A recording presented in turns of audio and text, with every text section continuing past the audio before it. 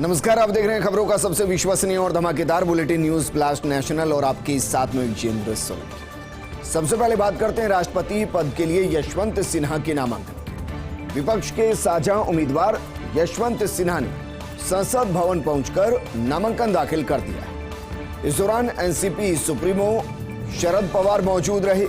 कांग्रेस नेता राहुल गांधी, राज्यसभा में नेता प्रतिपक्ष मल्लिकार्जुन खड़गे, जयराम रमेश, समाजवादी पार्टी के प्रमुख अखिलेश यादव और द्रमुक के ए राजा, इसके अलावा फारूक अब्दुल्ला सहित कई शीर्ष विपक्षी नेता मौजूद रहे। यशवंत सिन्हा के नामांकन के बाद राहुल गांधी ने कहा, ये दो व्यक्तियों के बीच की नहीं बल्कि दो विचारधाराओं के बीच की लड़ाई है।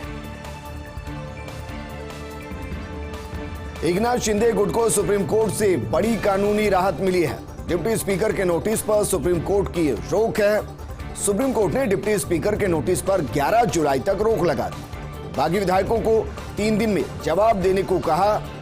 शिंदे गुट की याचिका पर सुप्रीम कोर्ट ने नोटिस जारी किया और शिंदे गुट की अर्जी पर सभी पक्षों को नोटिस जारी किया गया है।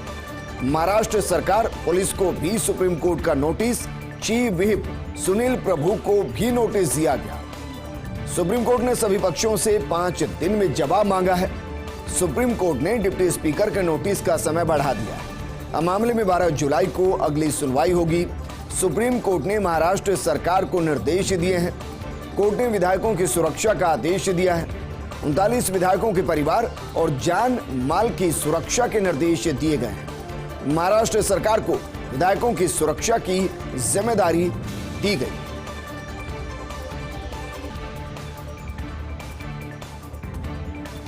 वहीं महाराष्ट्र में उद्धव ठाकरे को 16 शिवसेना के विधायकों का समर्थन है, या कहें कि बस 16 ही शिवसेना के विधायकों का समर्थन है। केंद्रीय बलों को तैयार रखना चाहते हैं राज्यपाल भगत सिंह कोश्यारी।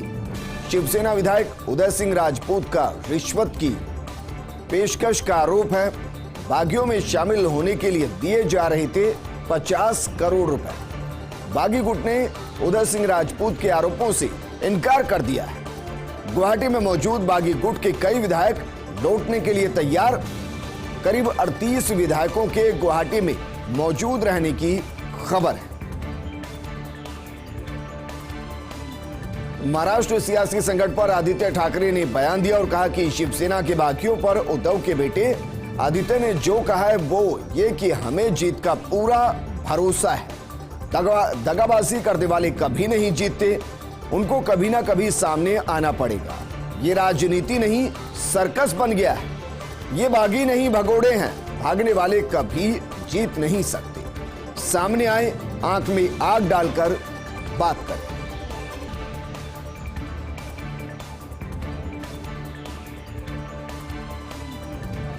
और अब बात करते हैं शिवसेना नेता संजय राउत को ईडी के समन की। जमीन घोटाले के मामले में कल पूछताछ के लिए बुलाया है। एक दिन पहले जांच एजेंसी को राउत ने चुनौती दी थी। मुंबई की पात्रा चौल की जमीन को लेकर नोटिस भेजा था। दरअसल ये 1034 करोड़ रुपए के घोटाले की बात और प्रकरण में महाराष्ट्र के बिजनेसमैन की फरवरी में गिरफ्तारी हुई थी। साथ ही राउत के करीबी प्रवीण राउत की भी गिरफ्तारी हुई थी, जिसके बाद इस केस में संजय राउत का नाम जुड़ा था। प्रवीण की पत्नी ने संजय राउत की पत्नी वर्षा को 83 लाख रुपए का कर्जा दिया था और ये बिना ब्याज का कर्जा है, जिसका इस्तेमाल राउत परिवार ने दादर में एक फ्लैट खरीदने के लिए किया था। जब जांच शुरू हुई तो वर्षा ने 55 लाख रुपए प्रवीण की पत्नी को लौटा दिए। मामले का एक और आरोपी सुजीत पटकार भी संजय राउत से जुड़ा हुआ है और ये कहा जाता है कि संजय राउत की पत्नी के साथ एक बिजनेस में पार्टनर भी है। 5 अप्रैल को ईडी ने इसी मामले में राउत की संपत्तियां कुर्क की थी। अलीबाग वाले प्लॉट के साथ दादर और मुंबई में एक फ्लैट को कुर्क किया गया था। दरअसल एक योजना थी जिस योजना के जरिए मकान बनाने थे और इसलिए बाकायदा इस फर्म को काम दिया गया, लेकिन जो मकान पात्रा चौल में बनने थे वो मकान न बनाकर अलग अलग बिल्डर को ये जमीन 1034 करोड़ रुपए में बेची गई और इसी से जुड़ा हुआ एक पूरा प्रकरण है। जिसमें कई गिरफ्तारियां इससे पहले हो चुकी हैं। लेकिन सवाल यह है कि संजय राउत के साथ कनेक्शन क्या है। दरअसल जो बिजनेसमैन है वो संजय राउत के करीबी बताए जाते हैं। इससे इतर जो प्रवीण राउत है उनकी पत्नी ने संजय राउत की पत्नी वर्षा को 83 लाख रुपए का कर्ज दिया और कहा जाता है कि यह कर्ज बिना ब्याज का, ब्याज मुक्त है। हालांकि जिस तरीके से फिर खबरें फ्लो हुई उसके बाद जांच शुरू हुई तो वर्षा ने 55 लाख रुपए प्रवीण की पत्नी को लौटा दिया। लेकिन अब मामले के अंदर सुजीत पटकार, जिसका नाम सीधे संजय राउत से जुड़ा हुआ है, और इसी केस को लेकर अब संजय राउत से ईडी पूछताछ करेगी। कल ईडी के लिए पूछताछ के लिए ईडी ने उन्हें बुलाया है। वहीं महाराष्ट्र सियासी संकट पर संजय राउत का बयान आया। संजय राउत ने कहा कि विधायक मुंबई आएंगे तब बात करेंगे, विधायकों से बात करने की कोशिश करेंगे। 11 जुलाई के बाद अयोग्य करार देने की प्रक्रिया शुरू होगी। उनके पास लोग हैं तो डर कर भागे क्यों? ईडी मेरा मुंह बंद नहीं कर सकती, जबकि ईडी चाहती है कि मेरा मुंह बंद हो, लेकिन ऐसा होगा नहीं।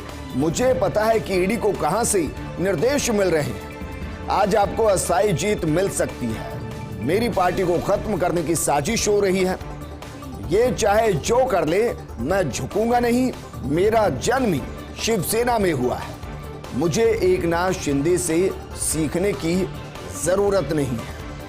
तो संजय राउत को ईडी का समन मिलने के बाद पूछताछ के लिए उनको बुलाया जाएगा। कल की तारीख है। लेकिन इन सब के बीच में एक बार फिर से संजय राउत ने सिर्फ ईडी पर हमला बोलते नजर आए, बल्कि जो बागी विधायक है उनको भी सीख देते हुए नजर आए कि हो सकता है कि आपको टेम्पररी जीत मिल जाए, अस्थायी जीत मिल जाए, लेकिन ये कभी भी स्थायी नहीं होगी। वो खुद को शिवसेना से जोड़ते हुए बताते हैं कि मेरा तो जन्म ही शिवसेना के अंदर हुआ है और शिवसेना के लिए वो अंतिम सांस तक काम करते रहेंगे, लड़ते रहेंगे। उन्होंने सीधे तौर पर एकनाथ शिंदे पर भी हमला किया और कहा कि उनसे सीखने की मुझे जरूरत नहीं है, लेकिन हाँ, वो जब मुंबई आएंगे तो बातचीत जरूर होगी, उनको समझाने की कोशिश की जाएगी।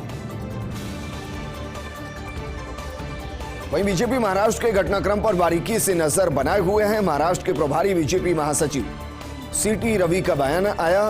बीजेपी सबसे बड़ी पार्टी और जनता का समर्थन है। शिवसेना ने धोखा दिया। जरूरत पड़ी तो महाराष्ट्र के हित में फैसला करेगी बीजेपी। कुछ दिनों से लगातार दिल्ली मुंबई अप डाउन कर रहे हैं सीटी रवि। शिवसेना के संकट को उसका अंदरूनी मामला बताते हैं सीटी रवि। और आज बाकायदा बीजेपी की बैठक भी हुई और इसके बाद ये माना जा रहा है कि बीजेपी निर्दलियों और बागियों के साथ मिलकर राजभवन का रुख कर सकती है। ये भी खबरें हैं कि बीजेपी के पास इस वक्त 285 की विधानसभा में 170 के आसपास का आंकड़ा है। तो वो बहुमत का आंकड़ा पेश करते हुए राजभवन में ये कह सकती है कि सरकार अल्पमत में है, सरकार को फ्लोर टेस्ट के लिए आमंत्रित किया जाए।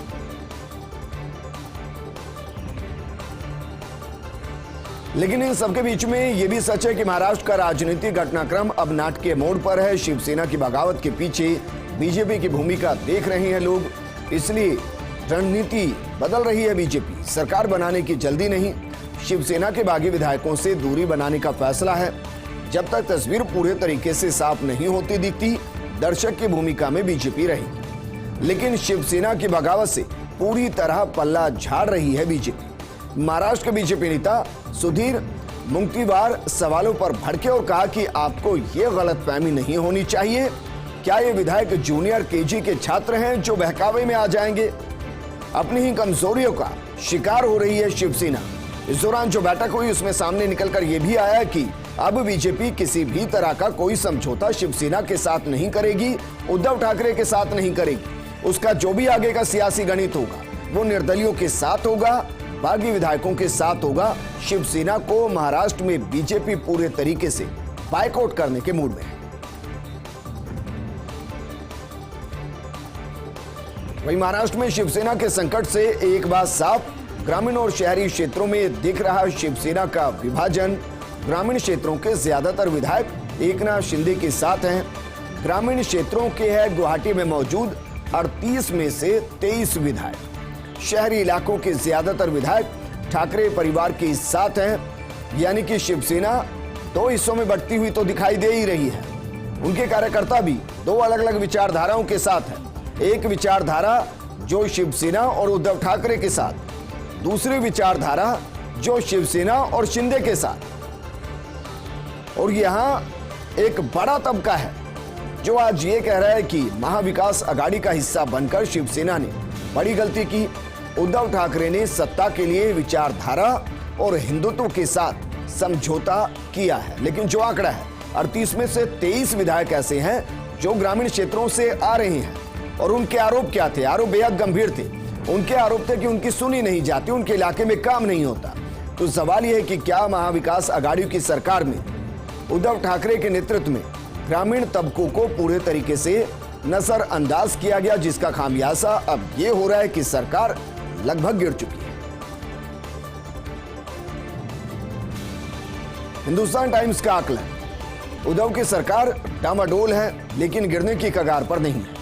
शिवसेना के 25 में से 38 विधायक बागी हैं, तोड़ सकते हैं पार्टी, लेकिन शिवसेना के संगठन पर उद्धव ठाकरे की मजबूत पकड़ है।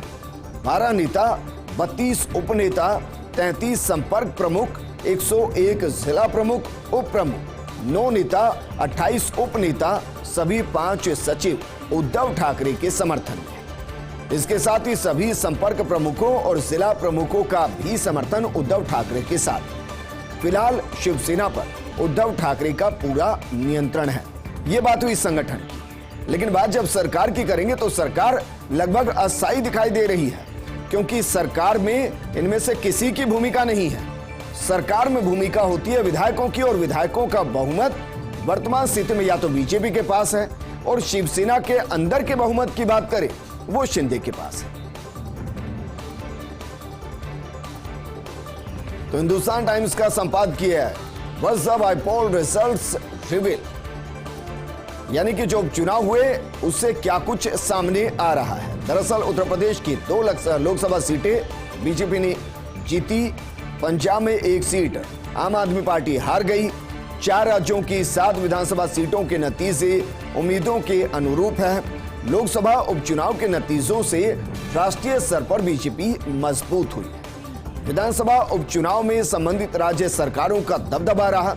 मसलन आंध्र प्रदेश, झारखंड, दिल्ली के नतीजे राज्य सरकार के अनुकूल नजर आए। त्रिपुरा में सत्तारूढ़ बीजेपी ने जीती 4 में से 3 विधानसभा की सीटें। उत्तर प्रदेश में आजमगढ़, रामपुर लोकसभा सीटों के नतीजे आश्चर्यजनक रहे। सपा का गढ़ मानी जाने वाली दोनों लोकसभा सीटें बीजेपी ने जीती, और शायद इसका अंदाजा अखिलेश यादव को पहले ही हो गया था, इसलिए अखिलेश यादव आजमगढ़ चुनाव प्रचार के लिए गए ही नहीं। वहीं पंजाब में मुख्यमंत्री भगवंत मान की लोकसभा सीट आम आदमी पार्टी हार गई है, जबकि विधानसभा चुनाव में प्रचंड बहुमत के साथ लगभग सभी पार्टियों का सफाया करते हुए आम आदमी पार्टी जीती। लेकिन इससे 3 चीजें निकलकर सामने आई। पहली जगह तो ये कि जहां लोकल पार्टियां मजबूत हैं, वहां विधानसभा के चुनाव में लोकल पार्टियों का दबदबा रहा। दूसरी चीज ये कि जहां लोकसभा के चुनाव हुए हैं, वहां राष्ट्रीय विचारधारा को ध्यान में रखते हुए, राष्ट्रीय पार्टियों को ध्यान में रखते हुए वोट दिया गया, और इसलिए भगवंत मान जो वहां से लोकसभा सांसद थे, मुख्यमंत्री बनने के बाद अपने ही मुख्यमंत्री रहते हुए वो अपनी ही सीट को जितवा नहीं पाए, हार गए। एक छोटे से ब्रेक के लिए रुक रहे हैं, जल्द हाजिर। ब्रेक के बाद आपका स्वागत है। बात करते हैं गुवाहाटी की, वहां से हमारे सहयोगी शिवेंद्र सिंह परमार की रिपोर्ट की। सुप्रीम कोर्ट से मिली राहत के बाद ऑफ फ्रंट फुट पर एकनाथ शिंदे और उनका ग्रुप। अब 11 जुलाई तक एकनाथ शिंदे ग्रुप के विधायकों पर नहीं हो सकती निलंबन जैसी कोई बड़ी कार्रवाई। 11 जुलाई से पहले अब महाराष्ट्र में नई सरकार का हो सकता है गठन। अब इस पूरे सियासी घटनाक्रम में हो सकती है राज्यपाल की एंट्री। बीजेपी या एकनाथ शिंदे गुट के प्रार्थना पत्र पर राज्यपाल दे सकते हैं उद्धव सरकार को निर्देश। सदन में फ्लोर टेस्ट कर बहुमत साबित करने के निर्देश दिए जा सकते हैं। और अगर फ्लोर टेस्ट के समय भी रही आज जैसी स्थिति तो उद्धव सरकार का जाना तय है। लेकिन इस दौरान शिवेंद्र ये भी मानते हैं कि वहां अगर फ्लोर टेस्ट के लिए राज्यपाल ने भेजा गया या कहा तो शिवसेना और महाविकास आघाड़ी 2 ऑप्शन अपना सकती है। पहला ऑप्शन तो ये कि इसके खिलाफ सुप्रीम कोर्ट जा सकती है।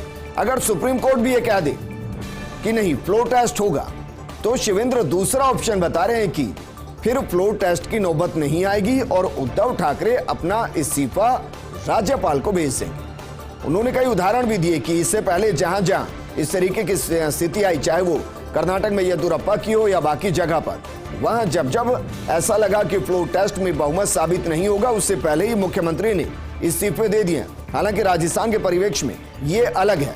जब राजस्थान में फ्लोर टेस्ट की बात आई तो मुख्यमंत्री अशोक गहलोत ने फ्लोर टेस्ट को आमंत्रित किया और फिर भारी बहुमत दिखाया। विपक्ष के भी एक दो विधायकों को उन्होंने क्रॉस वोट कराया था, लेकिन वहां इस तरीके की स्थिति नहीं होगी। अगर फ्लोर टेस्ट हुआ तो सरकार चली जाएगी। वहीं शिवेंद्र की एक रिपोर्ट यह भी कहती है कि महाराष्ट्र में टिकट कटने के डर से 1 दर्जन से ज्यादा विधायकों ने शिवसेना से बगावत की है। इन सभी विधायकों ने एनसीपी और कांग्रेस के उम्मीदवार को हराकर जीता था चुनाव। ऐसे में अगर अगले चुनाव तक जारी रहता महाविकास आघाड़ी का गठबंधन, तो शिवसेना को चुनाव में शेयर करनी होती एनसीपी और कांग्रेस की टिकट। ऐसे में खतरे में था शिवसेना के कई विधायकों का टिकट। इस खतरे को भांपते हुए भी एकनाथ शिंदे से जुड़े शिवसेना के कई विधायकों ने ऐसा फैसला लिया है, क्योंकि नेता जब कोई फैसला लेते हैं तो वर्तमान के लिए तो लेते ही हैं, वो अपनी भविष्य की राजनीति के लिए भी लेते हैं।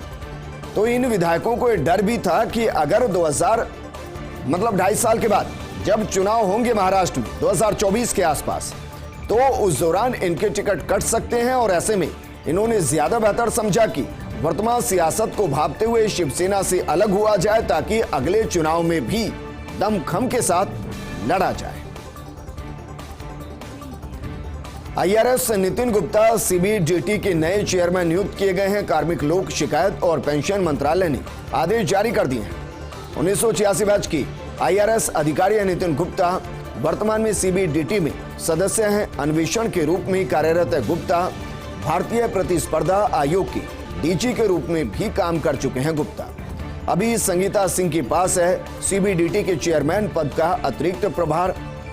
जेबी महापात्रा की 30 अप्रैल को सेवानिवृत्ति के बाद सौंपा गया था अतिरिक्त प्रभार।